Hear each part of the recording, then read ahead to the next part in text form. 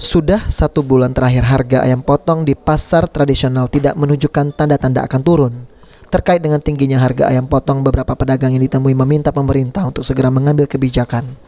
Zainur, salah seorang pedagang di Pasar Palimo, mengatakan kini ayam potong bertahan di harga Rp35.000 atau masih di harga yang tinggi dari harga normal yang biasanya di angka Rp28 hingga Rp30.000 per kilogramnya.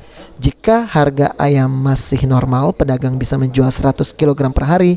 Namun semenjak harga ayam potong mahal, penjualan ikut turun hingga 50%. Sekarang harga 35. Itu harga normal apa tidak, Bu? Masih tinggi, bukan harga normal. Kalau harga normal 30, 28. Kalau ini masih tinggi. Masih tinggi, Bu. Ini sejak kapan, Bu? Tinggi. Sejak lama ini nih. Berapa harian lah? Ada seminggu. Berapa hari? Sejak lebaran. Sejak lebaran. Naik. Belum turun-turun ya, Bu? Belum turun-turun, belum normal. Belum normal.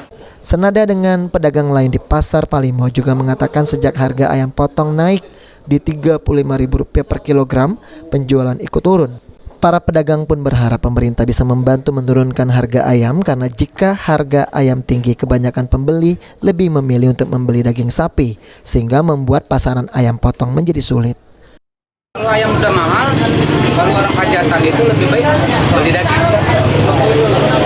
Pulang, sapi kan, sapi daripada ayam. Begitu. Itulah ayam agak susah ya, pasarannya juga susah. Kalau harga posisi tinggi terus susah memang pemasarannya. Sandi Pratama, PAL TV.